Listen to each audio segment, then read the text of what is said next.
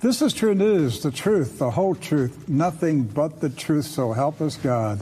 I'm Rick Wiles. Last week, we told you about Ukrainian President Vladimir Zelensky's odd comment that his country would become Big Israel.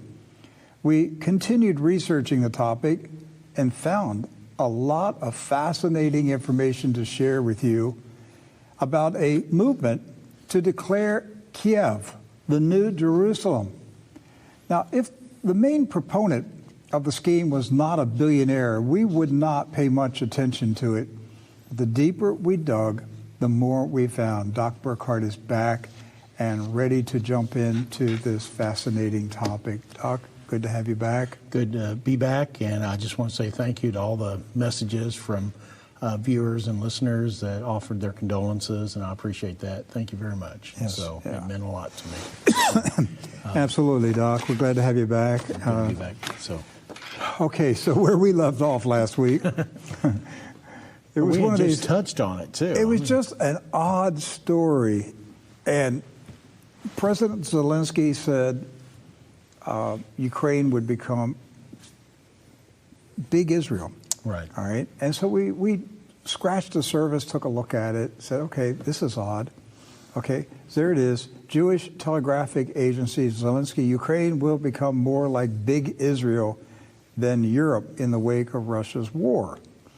Now, this is the president of Ukraine. He's Jewish. Right. And he's being hailed as a hero. They're trying to make him look like Churchill or some great statesman, despite his pornographic, obscene videos online, which have been scrubbed.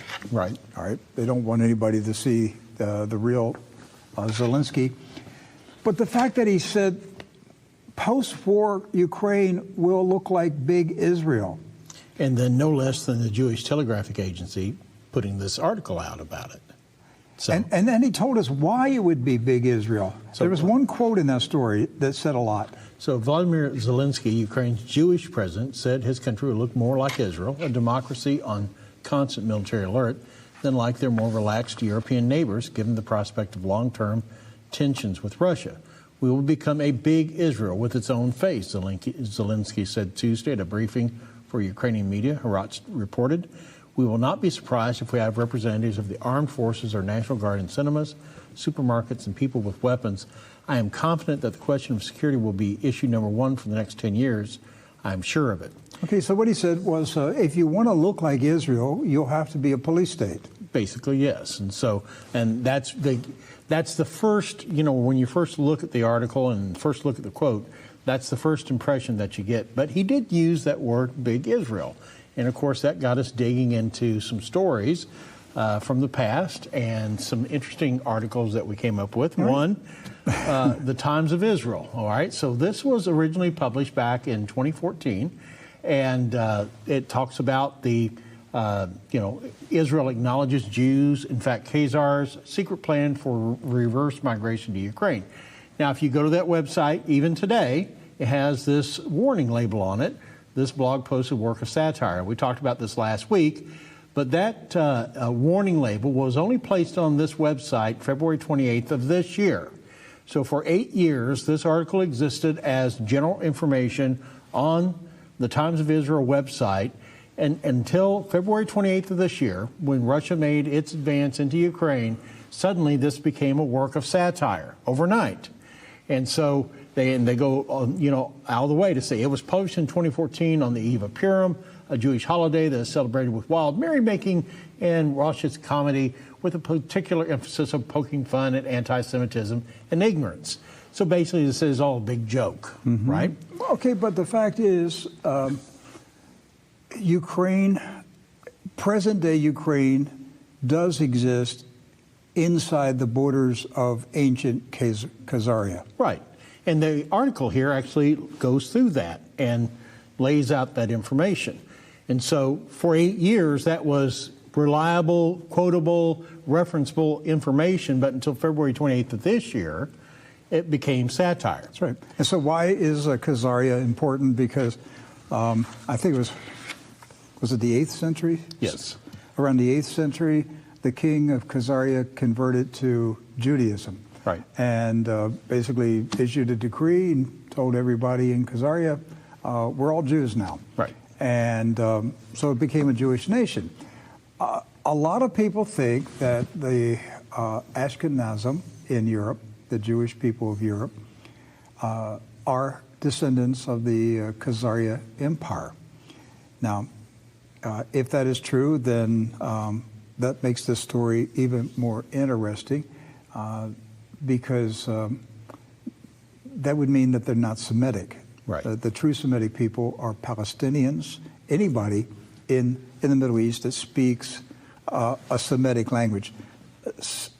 Semitic is not a race. Right. It's a language. Language group, yeah. Something like 300 Semitic languages. So the Ashkenazim didn't speak a Semitic language.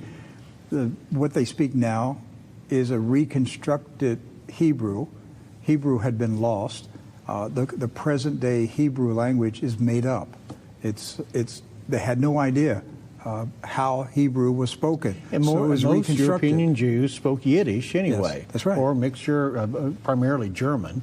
German influences there, but most of them spoke Yiddish and everything. Okay, so what we have here, Doc, is if Khazaria was an ancient nation that voluntarily converted to Judaism in the 8th century, it is now basically modern-day Ukraine. Right. The people who went to Palestine in the 1920s, 30s, and 40s, and then eventually overthrew the Arabs in Palestine, they were not Middle Eastern Jews who had lived in Palestine all their lives and their families could trace their history back centuries. Right. They were Europeans. Right. And neither were they Sephardic Jews either. Sephardic Jews are a branch of Judaism that exists primarily in Spain and Portugal, but they can trace their lineage back to the Middle East. They were transplanted from there, but they did not participate in the recolonization. They have no desire for it. And so most likely they're authentic Jews. Right. So, but they don't desire to return to Palestine. That's what's unique about them. Now, there are Sephardic Jews in Israel, but primarily they don't seek that out. And so you have European Ashkenazim people claiming to be Jews, but most likely they are descendants of Khazaria. They migrated to Palestine, overthrew the Arabs, overthrew the Arab Christians, the Arab Muslims, and the Jews who were living in Palestine. This is 1948. They used blood and fighting and warfare to establish this modern Zionist state, and the Middle East has never been calm since. Right. And a lot of Jewish people are now starting to think they made a big mistake. That it was a mistake to go into Palestine with weapons and use warfare, revolution, to overthrow the Arab population and establish a Zionist state. They're really starting to doubt the whole narrative of the Zionist movement. Because right now, as it stands, Israel's what's called Israel there is a nation or a state, I got to watch my nomenclature here, of 10 million people, surrounded by 150 million Arabs. Yes. Okay, so the odds are against them there. Now, that Times of Israel article I quoted to you a little while ago from 2014, as I said, was updated as satire on February 28th of this year. Days after the war started. Right. So basically it said all this information in this article is made up. Okay. However, another publication in Israel, Haaretz, published an article when Ukraine was running. The next day. Yes, in 2014. very next day. And it doesn't say anything about satire in it at all to this day. You can go to this site today, and it doesn't say it's satire. And it basically has the same information in this article as was on the Times of Israel article. Mm-hmm. The same history, the same information. In fact, it references other publications have recently talked about the Ukrainian connection with Judaism. And so it goes through and basically lays out the entire Khazaria history, as Rick mentioned earlier. So basically, which one is satire, Rick? The Times of Israel article or the Haaretz article? Or are they both true? They're both true. Up until February 28th of this year, they were all referenceable articles that you could quote. There's no debate. Honestly, this is not a conspiracy theory that Ukraine, it wasn't called Ukraine at the time, it was Khazaria. There's no debate that Khazaria was run by Jews. Right. But they were not ethnic Jews, they were Europeans who converted to Judaism. Right. Okay, now this is where this gets really, folks, is going to start getting strange, okay? And I'll just tell you right now, this is one of those shows and one of those topics I'm going to give you advance heads up notice. Doc and I are thinking this through as we do this program. This is so fresh to us that what we say today, we may have a different perspective by next week on this. I'm just telling you, because you're watching us unveil this in real time. Okay, so we're learning with you on this. So be patient. I may change my opinion on this a month from now. We may get more information. Well, so, if we go back to that number right. 3 still, Right. Rick, there was something else in that caught our attention and got us talking about it. Right. So it's that second part of that headline, of the satirical article that was fact for 8 years. Secret plan for reverse migration to Ukraine. So that is what caught our attention. and that's what the Times of Israel in February of this year implied. That's satire. Right. Don't take this article seriously. There is no secret plan for reverse migration to Ukraine. Okay, this is where it's going to start getting weird. So last week, Doc, while you were back in Missouri, I received an email from a dear supporter of True News in Sweden, Rudy. Thank you, Rudy, for that email, because your email just caused me to go down a rabbit hole I had never considered before. But Rudy said, Rick, I remember an article from 2012 involving Henry Kissinger. So I searched for the article and I found it. 2012, 10 years ago, page 6, this is New York Post, page 6, New York Post. Look at the headline, No More Israel. Right. From September 2012, Henry Kissinger says in 10 years, when would that be? 2022. Right. There would be no more Israel. So the actual quote from that article on page 6 in the Times said this: Henry Kissinger, former Secretary of State, current savant of the state of the world. Do not argue with Mr. Kissinger's know-how. He already knows how. Middle East horror. Democratic Party dissing Jerusalem. D.C.'s anti-Israel mentality. Obama busy raising re-election funds. No time for beleaguered Netanyahu. The Oval Office attitude versus the red line. Iran's oath to destroy our only friend in that part of the world. Reported to me, Henry Kissinger has stated, and I quote the statement word for word, in 10 years, there will be no more Israel.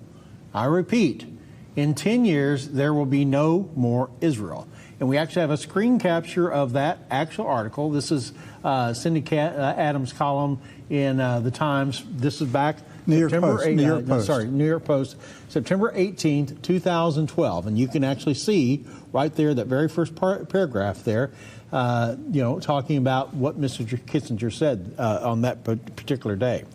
So, and right there, it's kind of a gossip column under there. She's talking about Harvey Weinstein yes, and stuff. I saw that. So, but this is what she wrote for the New York Post, September 2012.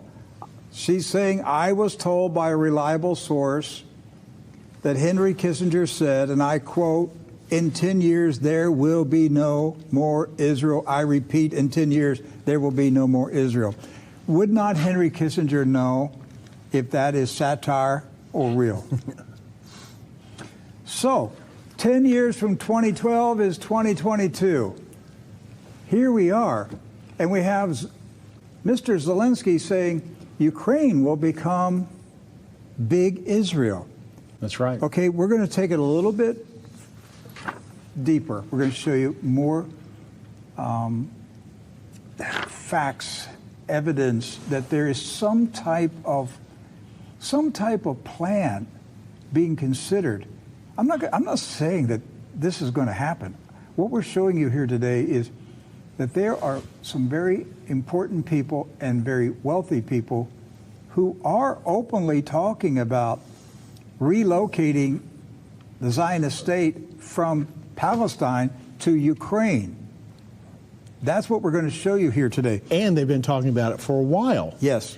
So going back in time once again, so a lot of things were going on. Things were going on in in 2012. So this is Foreign Policy Journal. Okay, U.S. preparing for a post-Israel Middle East. That's the question that's asked there. Foreign policy. This is the CFR. I don't know, Doc. I've got a good memory, and I can pull out of my mind news articles from 20-some years ago. I missed all these articles 12 years ago or 10 years ago. I missed them. I do not recall seeing any news stories in 2012 about a post-Israel Middle East. And it was also republished by Eurasia Review.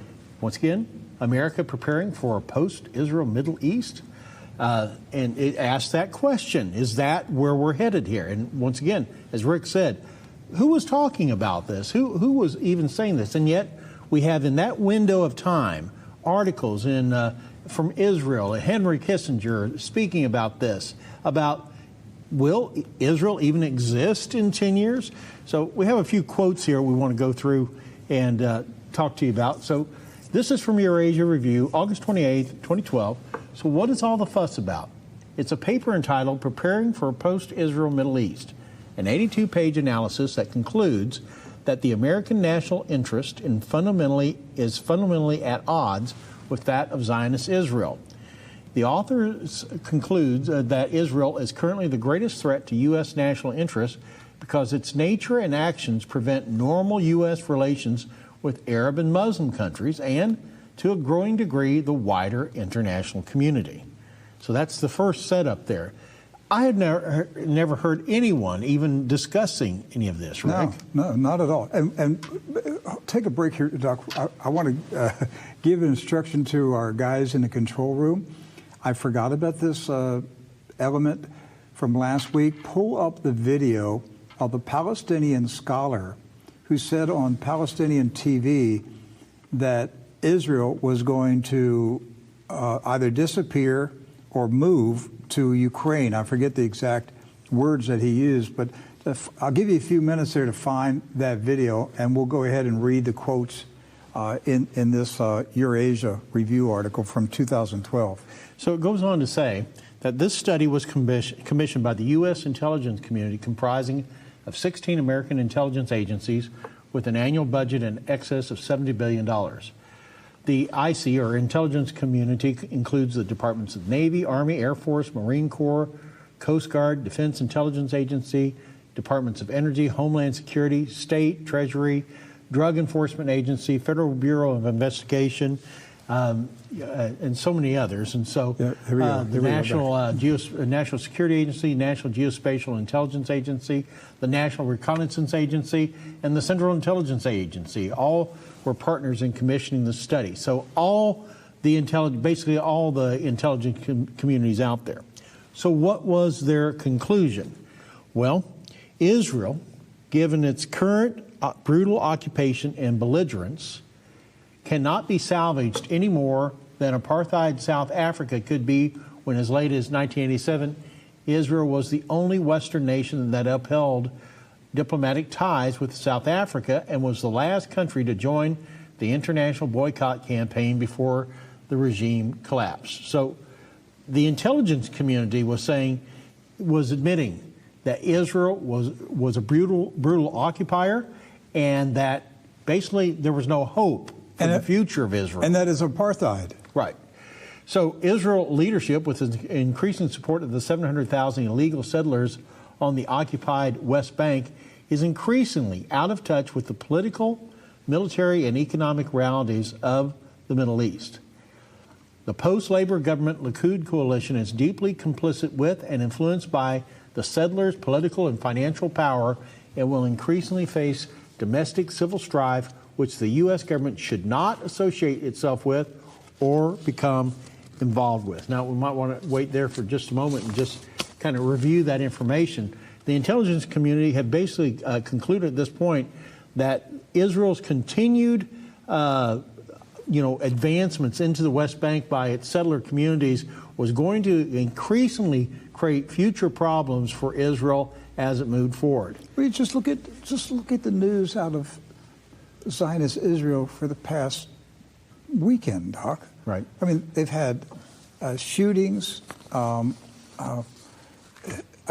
they call terrorist attacks. The Palestinians are clashing with the Israeli occupiers in the West Bank. There's violence every day, and we're going into. I guess we're already into Ramadan, and I know King Abdullah has been communicating with Prime Minister Bennett in Israel. Right. He's very concerned about there's going to be possible eruption of violence in the West Bank and Gaza during Ramadan. So this is a way of life in the Zionist state. They are occupiers. The Palestinians have resisted. They're going to continue to resist. And to think, and what the intelligence community was saying in 2012 was, it's not going to change. It's not going to get better. Right. This Zionist state cannot last. It will eventually collapse because there's too much opposition to it. The fact that 16 intelligence agencies, the United States government, issued this report, it was never published to my knowledge. I don't know where this report has been for years. I've never seen it. But, I mean, obviously somebody knew about it because they wrote articles. Somebody leaked the report or something Right. in 2012. But can you imagine that report coming out today? I mean, it would just be shocking today because of the devotion that we have to Israel at this point. I mean, it would just knock you over. And nobody is allowed to criticize the state of Israel. Well, Rick, if you criticize the state, you're deplatformed. Well, Rick, during that period of time from about 2010 through 2014, the Arab Spring was going on. Yes. That was during the Obama administration. Now, keep that in mind because the Obama administration was the one pushing the Arab Spring. Mm-hmm. When we give you this next quote here, you're going to have a better understanding of why they were doing this, okay? So it goes on to say, the Arab Spring and Islamic awakening has, to a major degree, freed a large majority of the 1.2 billion Arab and Muslims to pursue what an overwhelming majority believe is the illegitimate, immoral, and unsustainable European occupation of Palestine of the indigenous population. Simultaneous with, but predating, rapidly expanding Arab and Muslim power in the region as evidenced by the Arab Spring, Islamic awakening, and the ascendancy of Iran, and American power and influence recedes, the U.S. commitment to belligerent, oppressive Israel is becoming impossible to defend or execute consistent given paramount U.S. national interests, which include normalizing relations with the 57 Islamic countries. Gross Israeli interference in the internal affairs of the United States through spying and illegal U.S. arms transfers. This includes supporting more than 60 front organizations and approximately 7,500 U.S. officials who do Israel's bidding and seek to dominate and intimidate the media and agencies of the U.S. government, which should no longer be condoned. There's a lot in this quote. This is a quote from a U.S. intelligence report. Doc, this sounds like true news. Right.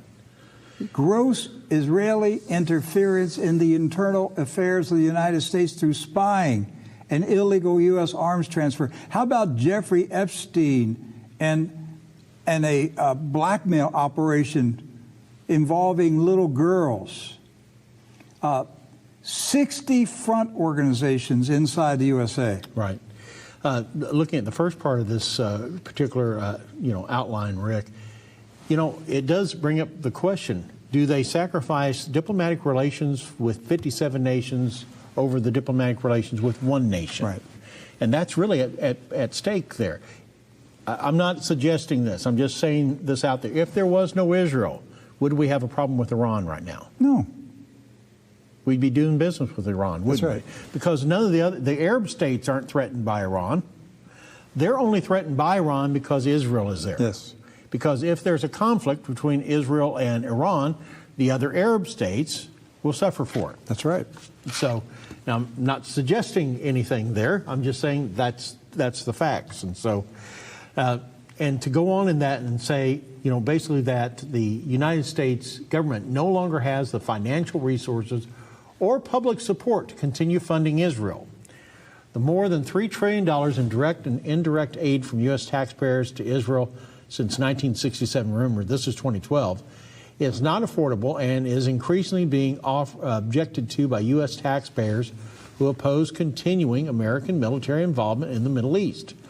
U.S. public opinion no longer supports funding and executing widely perceived illegal U.S. wars on Israel's behalf. The view is increasingly being shared by Europe, Asia, and the international public, and also by the next generation. The next generation of voters don't care about supporting Israel. So Israel's segregationist occupation infrastructure, evidenced by legalized discrimination and increasingly separate and unequal justice systems, must no longer be directly or indirectly funded by the U.S. taxpayers or ignored by the U.S. government.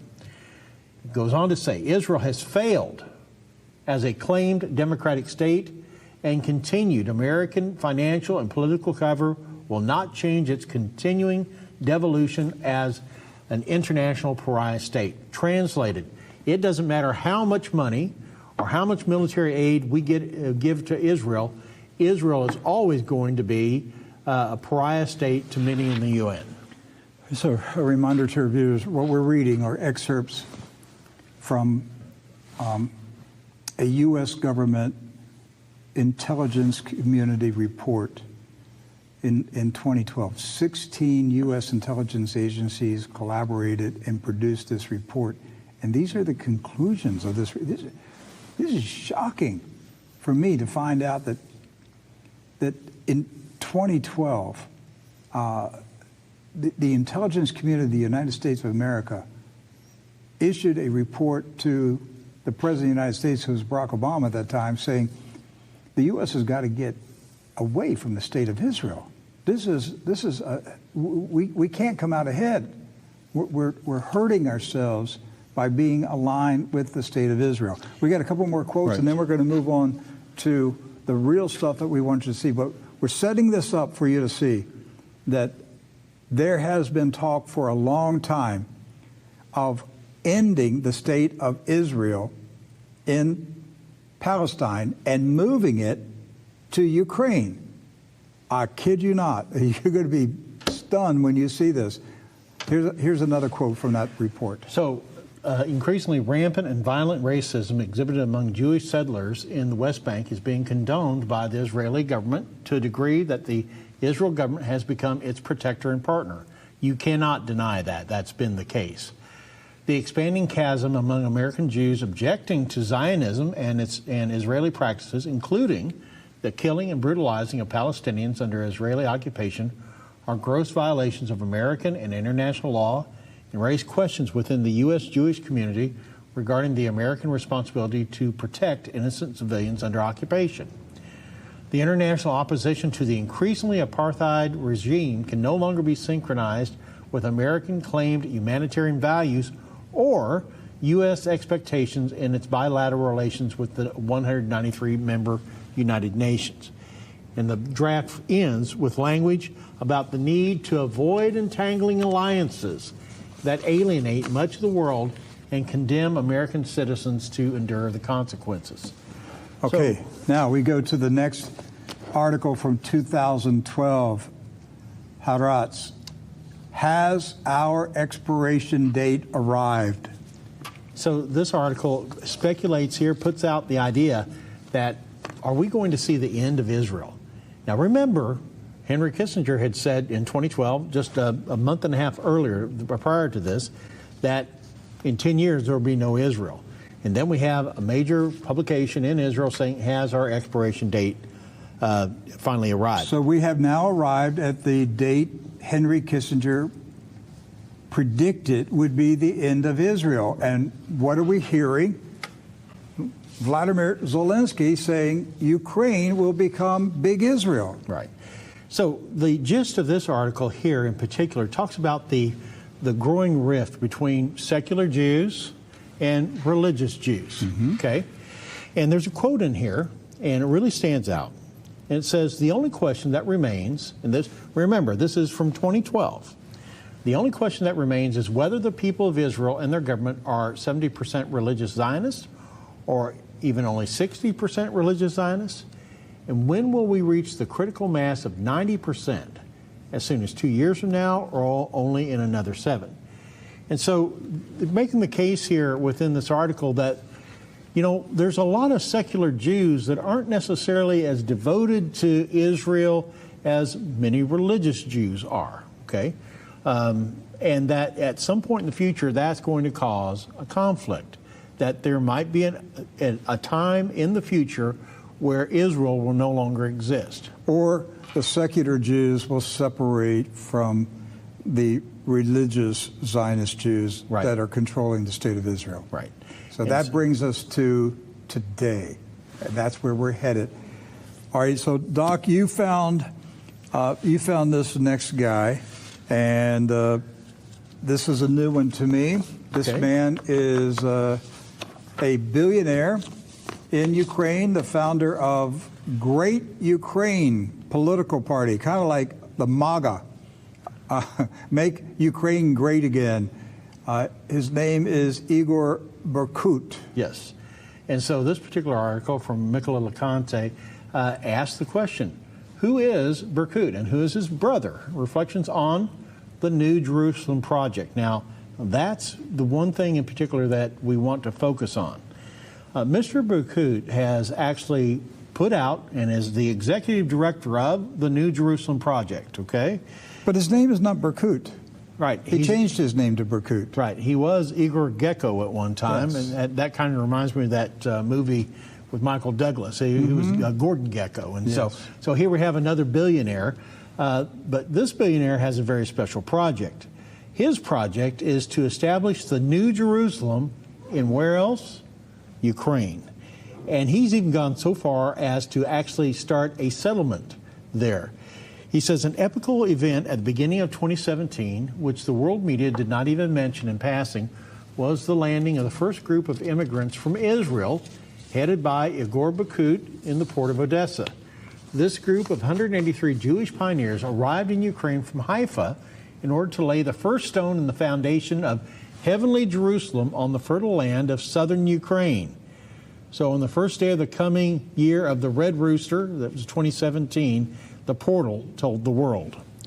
And so this is from a speech from Igor Berkut himself, the executive director of the project to create the main center of world Jewry in the territory of 5 southern Ukrainian regions. It became known that New Jerusalem by 2027. It will become a hotbed of prosperity for Jewish settlers built on the technologies of the Seventh Economic Order. According to Igor Berkut, who is revered by many in Israel as Mashiach ben Yosef, the money and decisive breakthrough technologies for the heavenly Jerusalem will be given by the largest banking houses and global multinational corporations, most of which are owned by Jews. People are calling him the Messiah? Yes. So now this project, it's currently underway. You can look this guy up online. The Heavenly Jerusalem Project is a practical response, now listen to this, to the predictions of the well-informed political heavyweight Henry Kissinger and the late Palestinian prophet Sheikh Yassin that by 2022 to 2025, the residence of Jews in the current territory of Israel will become impossible due to the aggressiveness of the surrounding Muslim population, natural anomalies, and the future cataclysm battle of the end. All right, so there's a lot to absorb there so far, Rick. Now, if this is accurate, beginning this year, yes, it's already started. We're going to see a a movement that will culminate in 2025 of the relocation of Jews from the state of Israel in Palestine to Ukraine. Right. And Israel will move. There will be a big Israel. Are we going to see a little Israel, a big Israel? Or will Israel become the current, what they call the state of Israel? Notice it's not a nation of Israel, it's a state of Israel. Because it was created by the United Nations. Right, so it's a state of Israel. Maybe it becomes something else. Maybe it becomes a negotiated Holy Land for all three major faiths. And we'll touch on that here later in, Doc, in the program. Is it feasible that the secular Jews are going to desert the state of Israel in Palestine and abandon it to the hardcore religious Zionist Jews? Well, and will the Zionist Jews be able to hold off an uprising by Palestinians? Will they be driven out, or will they recede to the pre-1967 borders of the state of Israel? Well, and those are all great questions. I think the marketing ploy is going to be, you can have your old Jerusalem, we're going to New Jerusalem. And what happens to Israel's nukes? Well, and that's an even greater question there. So who and how is controls Vladimir that? Putin going to feel about Israel moving its nukes to Ukraine? Well, if you really dig down into some of the aspects of Berkut's philosophy, he's saying that there is a partnership actually going on behind the scenes with Russia to make this happen, with Russia and other and with leading Jews from around the world. Could Vladimir Putin's personal rabbi, the man that we met in Davos, He's Chabad Lubavitch. Yes. So, and Chabad Lubavitch is directly connected with this. And so, now, one more quote from that particular article. It says, an advanced group of Jewish settlers led by non-Jew Igor Berkut began preparing the infrastructure to receive the first 100,000 Israelis. Their arrival and resettlement in the territory of New Jerusalem and Odessa, and I'm going to butcher these names, is expected until mid-2018. In total, by the end of 2022, 6 million Jews from Israel and more than 12 million from Russia, the United States, and European Union are expected to arrive in the new homeland. So hold that up there for just a moment. Well, how does this war help this to be materialized? Well, Rick, the easiest way to build new things is to destroy everything that's already there. And so is Russia... And it moved all the Ukrainians, moved 6 million Ukrainians out of Ukraine. Think about that. There are 6 million people that have left Ukraine in the past 2 months here. They have vacated Ukraine, 6 million, okay? Now, it is interesting that... And I brought this up last week, will Putin be required that Russia will have to pay war reparations in the billions, trillions of dollars to rebuild Ukraine? Well, and now I'm beginning to think maybe that was all planned in the first place.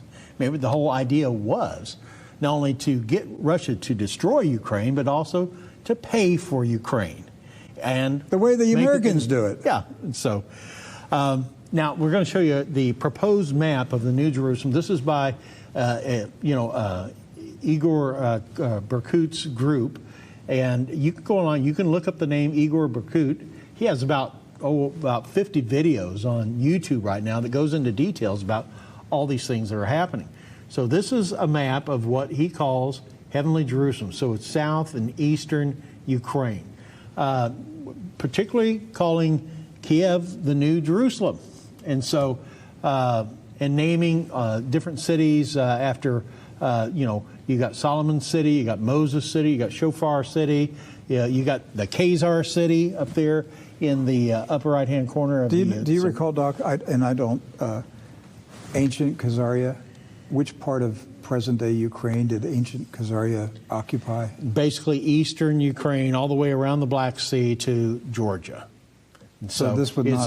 It would include this. This would include it. Yep. So this would be included. Also, I didn't bring the article, but I found another article. This guy, Berkut, said that Western Ukraine would be donated to Poland. Now that's interesting. And that might be a way to kind of settle depending on how things, finally fall out with all of this, that in order to end the war, that they give, Western Ukraine to Poland to manage or whatever, and then Eastern Ukraine, it becomes this settled new homeland of some kind. Where was Donbass in that? I'm not exactly sure. Okay. So, but we have a little bit more information on Igor Berkut here. This is his profile from the Russian version of Google, AllNet. Igor Berkut, in his youth, he was known as Igor Gecko, was born in '64. He is a Ukrainian political and public figure, best known for being the author of the idea and executive director of the Heavenly Jerusalem Project, the creation of a new Israel in part of Ukraine as part of the various regions there that we saw on the map. This is not a coincidence that this guy is the leader of a major political party, Great Ukraine, in the country of Ukraine. He's a billionaire. And the fact that the current president of Ukraine, Mr. Zelensky, who is Jewish, is now referring to Ukraine as Big Israel. This is not a coincidence. No. And then you have Henry Kissinger's prediction 10 years ago, Israel would disappear, would be over by 2022. There's something to this. Now, Mr. Gecko changed his name to Mr. Berkut. So I looked up Berkut, and I found out that it's actually the name of a military police unit in Ukraine. Yeah, that's their actual symbol there. The Berkut. Right, that means Golden Eagles, basically. And this is an elite anti-riot police force in Ukraine. In fact, you might have even heard him mentioned on Fox News. They were featured the other day, and so. So why would a billionaire change his name to? I mean, that would be like you changing your name to Raymond FBI. Right. I mean, why would he's calling himself? He named himself Golden Eagles, which everybody in Ukraine knows is an anti-riot special police force, and has been for many, many years. So, and known for being, kneecap breakers. Right. So, we can speculate on why he did that, but he actually is sending a message. He's not a Jew himself. Well, Mr. Zelensky said the new Big Israel would be a police state. That's right. So managed by the Golden Eagles, I guess. And so there's a website on the Google Russian version of Google on AllNet that talks about the Heavenly Jerusalem Project. You can look up Heavenly Jerusalem and you'll find a lot of information on this. We'll skip, if you want to, Rick, let's skip 29, a lot of information that's repeated unless you feel like there's information there that you want, and get back to that quote on a TV interview that he did. Yeah, okay. So in 2017, Mr. Gecko, Mr. Berkut, did a TV interview, and this is what he had to say. Now remember, he's the executive director of this Heavenly Jerusalem Project. He says, I just got back from Israel, and it was my 6th visit. It turned out brilliant. I've lectured at several universities, in particular in Haifa, in Jerusalem. I was on television. Israel has many problems. One of the main ones is territory, of which 60% it's a desert. Cities are overcrowded, very hot climate. There are also serious environmental problems. Israel's lagging behind in cleansing the country. The next problem is the state's environment. 8.5 million Jews live in Israel, this is 2017, and there are 100 million Arabs around Israel. Goes on to say, this situation could lead to aggression against Israel. Growing problems make us reflect on the future of this country. This mainly affects the young generation of Jews. They don't see a good perspective. Therefore, in order to develop normally, Israel must find another territory for itself for 200 or 300 years. It was one of the purposes of my visit to this country. This is where the concept of Heavenly Jerusalem or New Jerusalem comes in. According to my knowledge, this Heavenly Jerusalem is located in the south part of Ukraine in the districts that we talked about before. And so I think in those lands a New Jerusalem will be established, which will allow the development of the entire nation of Israel. But it's not everything. Jews from all over the world, the largest banking houses and transnational corporations will collect their intellectual riches, technologies, and hand them over to New Jerusalem. And this New Jerusalem will begin to develop dynamically and so quickly that European countries will become an ordinary province for it. That the Europe will become a province to the New Jerusalem. Satan has a counterfeit for everything that God has. Yes. He even has a New Jerusalem. I hadn't thought about it. This idea of a New Jerusalem wasn't just dreamed up by this guy. Rick found some information today that this concept of parts of Ukraine as being New Jerusalem is actually a very old concept. It is, and you can actually take courses at it at Notre Dame and other universities. Let's look at this next still. So this is the Nanovic Institute, which is at the University of Notre Dame, okay? And look at the title of this course. You can take this course at Notre Dame. Moscow, the Third Rome. Kiev, the New Jerusalem. Religious history and political mythology in contemporary Russia and Ukraine. All right, now, Doc, I've known for years that many Russians consider Moscow the Third Rome. And it was built on that premise. After Rome and Constantinople, Constantinople was the new Rome, and Moscow was established as the Third Rome. And as we've pointed out many times, you can't understand modern-day Russia without understanding the spiritual, religious significance of Crimea, which has been part of Ukraine. Mm-hmm. That Crimea is from where Christianity arose and spread throughout Russia. So Vladimir Putin and many Russians have a very reverent viewpoint of Crimea because the Christian faith came from Crimea. So you have a deep-seated belief in Russia that Moscow is the Third Rome. But I've never known that there were people who believed that Kiev is the New Jerusalem. And so you put these two together, what do we have? And apparently it's been called that for nearly 1,000 years. I didn't realize that either. The idea being that the old Jerusalem had been destroyed. And the world recognized that. The world had accepted the fact that old Jerusalem had been plowed under and destroyed. Another city was sitting on the side of Jerusalem. And so you got about 800, 900 AD, you've got people that are establishing a new Jerusalem, a new place of religious authority. Another website, this is number 32 for Control, did an entire article on this idea. And this is from the Religious Information Service of Ukraine. And so Kiev, the New Jerusalem. And if you have seen pictures of Ukraine, you see these elaborate buildings and the awesome architecture, really all over parts of Ukraine.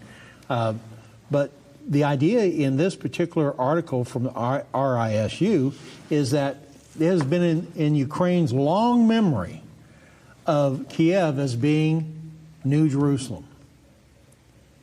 And we're just now catching on to this. Now, in the article, it says in July 2010, the Ukrainian Autocephalous Orthodox Church issued a statement calling Kiev the New Jerusalem because Ukraine's capital is a religious ideal that for centuries defined the spiritual, cultural, and political priorities of the people of Ukraine. Ukraine, the second largest and potentially one of the wealthiest nations in Europe, is re-examining its history and its place in the European family. Few in the West have noticed, and those that have don't fully understand Russia's anxiety about the reassessment of widely held and long accepted views of Russian Ukrainian culture, history, and spirituality. And so one of the reasons why Russia is so interested in what's going on in Ukraine, really, Russia was birthed out of Ukraine. It came out of Ukraine, not the other way around. All right, so Doc, you have Zionist Jews that want to declare Ukraine to be New Israel. Right. You've got a billionaire, a Ukrainian billionaire, political leader, who is leading the New Jerusalem movement. Right. And then you have the Russians and the Orthodox Church that for centuries have viewed Kyiv, Ukraine as New Jerusalem. Right. So you've got a lot And of... Moscow as the third Rome. Yeah. You've got... This idea is not just Jewish alone. It's not just Zionist alone. No. Okay, so is the Vatican in this? Well, it's funny you should mention that, because here in just a few days, they're trying to work out a meeting between Pope Francis and Patriarch Kirill of Moscow. And so Israel and the Vatican are discussing the Pope's visit to Jerusalem for a meeting with Russian Patriarch. So they're going to go to the so-called current Jerusalem for a possible meeting. Now, what could this meeting entail? I don't know. You know, when I saw it today, I mean, my first thought, Doc, this topic is what's under discussion. If I recall the article, the Pope, I think, is going to be visiting Lebanon in June. Right. And they're going to take him by helicopter to Jerusalem, and Patriarch Kirill is going to come in, and they're going to do a brief meeting in Jerusalem. The Pope of the Roman Catholic Church and the Patriarch of the Russian Orthodox Church, they have been split. The two churches have been split since, what, 1052? Yes. Something like that, the Great Schism. And they've only met one time before, the two leaders of the two churches. Pope Francis and Kirill met in Cuba a couple years back. Okay, now I'm going to take it way, way out there. And folks, I'm just, Doc and I are working this out on live video, okay? So I'm just sharing my thoughts as I go, because this is all new to me. Where is the Roman Catholic Church located? Rome. Rome. And where is the third Rome? Moscow. Okay. And the Pope is meeting with the Patriarch of the Russian Orthodox Church, whose headquarters is in Moscow, the third Rome. Yes. And they may be talking about a new Jerusalem in Kyiv, Ukraine. They may be. We don't know why they're meeting. Well, we don't know why they're meeting, but you would assume that's to, talk about peace, about the war, right? Yes. Okay. We might have another angle on this, and this is coming out of the Catholic News Agency. Look at this article here. Ukrainian Catholic leader. Kiev is being transformed into the spiritual capital of the world. Now, kind of let that sink in for a moment. This is from the Catholic News Agency. They're not publishing anything out there that's not approved by the Vatican, okay? So, all right, so Doc, for years I've believed that the United Nations would eventually move to Jerusalem. right. I'm not so sure today about that. I'm starting to think the new United Nations, the replacement. What does Zelensky? What has he said? What has he said several times in recent weeks? A new. What was the phrase he used about a new organization? Along the lines of there need to be another organization that could actually stop war, basically. Yes. Because the current United Nations can't do it. Yes, so Zelensky has proposed the ending of the United Nations and the creation of a new global organization that had the power to stop war in 24 hours. Right. Could that entity be headquartered in Kiev? The New Jerusalem? The New Jerusalem. We were right on Jerusalem. We just didn't consider it might be somewhere else. So, did our guys in control, did you find the video of the Palestinian scholar? Do we have that to show? We showed it last week. If you have it ready, just let us know. If not, we'll just keep. They do have it ready. They do? Right? Okay. So we showed this to you last week. But with what we have given you today, pay close attention to what he said in this video and put all this together. Let's watch it. توجهوا للشرق، الآن يريد روسيا وأمريكا تحت الصين، لأن أمريكا أصبحت الآن تخلت عنهم، لأن هذا المشروع قالت لهم باختصار مشروعكم فاشل وفي النهاية ستنتهوا، إن لم يكن العام سيكون العام الذي بعده، ونحن ندعم مشروع فاشل، فالآن هم يبحثوا عن بديل، والبديل هو قد تكون روسيا أو أمريكا، فلا يمكن أن يفسدوا علاقتهم مع روسيا وأمريكا مقابل حفنة من اليهود يذهبوا إلى الجحيم. أن الآن أصبحت قناعة حتى عند اليهود أنفسهم من بينهم ليبرمان ونتنياهو أن فلسطين لا تصلح أن تكون دولة لليهود. والآن أصبحوا يقولوا القدس المقدسة هي اللي في أوكرانيا وليست في فلسطين. والآن من المرشح لدولة اليهودية في المستقبل أوكرانيا. ممكن من أسباب الحرب اللي افتعلوها أن تصبح أوكرانيا فارغة. الغرب الآن يا أخي عنده قناعة هذه الدولة زائلة، هاي المشروع فاشل. إذن إيش الحل؟ الحل إذن بدل ما يكون الغرب يتبنى هذه الدولة وأمريكا تتبناه الصين مثلا وروسيا الآن، أو يكون هناك بديل.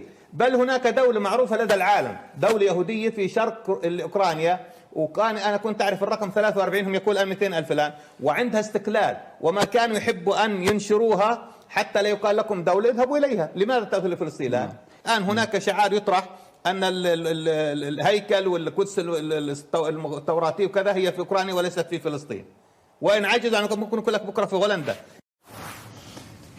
One of the things he said in there, he said the reason they started this war was to empty out Ukraine. And haven't they done that, Rick? They've 6 million people have left Ukraine since the 1st of March. That's a month and a half, less than a month and a half. They've moved out 6 million people. Now, once you move and you have gone someplace else, it's unlikely you go back because you got new jobs, you've set up houses and everything. It's hard to move back. So you've emptied out a country, you bombed the daylights out of it, right? You've basically flattened it, you've destroyed infrastructure. Who wants to move back to that? If I'm in Poland and I've got running water and electricity and TV and a job, why would I go back to Ukraine and to live in a bombed out apartment, maybe have electricity one day a week? And to my knowledge, the war has not touched Western Ukraine. Right. So where are most of the Ukrainians living? Poland. Yes. So this idea that they're going to give Western Ukraine to Poland isn't far-fetched at all. So Poland gets rid of the Ukrainian refugees, puts them back into Western Ukraine, and eastern, southern Ukraine becomes Israel. But now, let's say you say to a bunch of citizens of the current state of Israel, instead of putting up settlements on the West Bank, they're not committed to Israel because of its religious significance or anything. They just want to they want to build a house. If they have to steal it from a Palestinian family, they'll do it, and they have been. But what if the proposal was made, listen, how would you like to have a lot of land? How would you like to participate in establishing a new Israel somewhere else? Without any fighting. Right. The fighting's already been done. All you got to do now is go in and take it. Right. How many of these Jewish companies, these Jewish billionaires and everything else would jump at the chance to establish that? More of a secular state, more of a European state than a religious state. We'll leave the religious Jews where if they want to be near where the proposed side of the temple, they can stay. But the rest of us, the ones who want to do things and be European? Yes. You mean like live like Europeans? Right. They can live in a European country and call it New Israel and New Jerusalem. And the Russian oligarchs who are hiding moved to New Israel. Right. And now they've got a new life and they're welcomed and they can rule this new country. And what's interesting is a lot of these tech companies that are in Israel right now have for years outsourced a lot of their call centers and their technicians and everything to Ukraine. They've been there for a while. I didn't know that. Yes.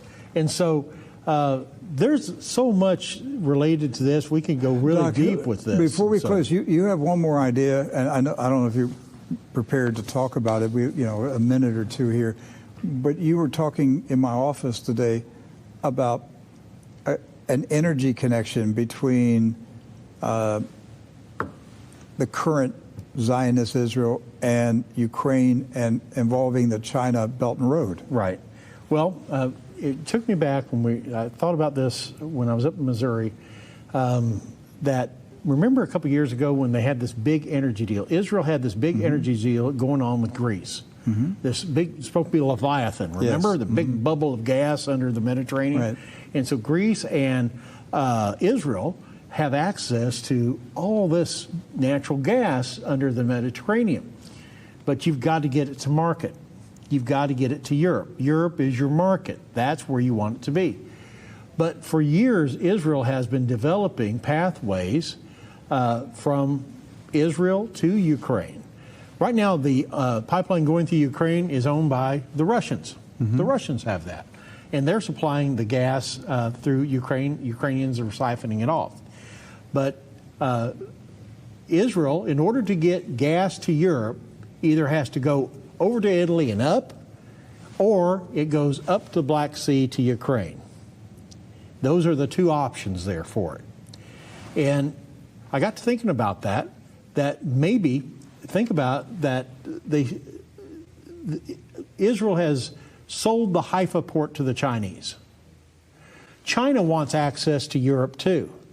Rick, I think that Israel and China have already agreed on a handshake deal or a secret agreement or something like that, that they're going to develop that entire corridor from Israel all the way up through Greece and to Ukraine, uniting little Israel with big Israel with energy and new wealth for this new Israel in Ukraine.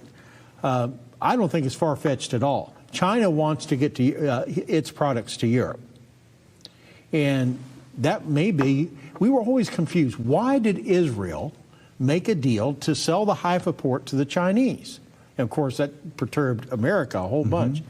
Israel's got a long plan here, Rick. Sure. They've got a long plan here. Where do you think Vladimir Putin is in this? Is he aware of it and participating with the plan, or is this totally opposite of what he's wanting to do? Well, I don't know. I don't know either, but a lot of people involved in the New Jerusalem Project are of Russian descent. Yes. And, you know, the Heavenly Jerusalem Project. And, in fact, Igor Berkut is Russian. He's not even Jewish. Yes. And so... And there are people suggesting that Berkut is a secret Russian agent. There's some that have suggested that. But what would be Putin's motivation in setting up big Israel in Ukraine? Well, they would have the opportunity to rebuild. Instead of the Americans rebuilding a country, now Russia could rebuild a country. They would have that opportunity. They would have the contracts.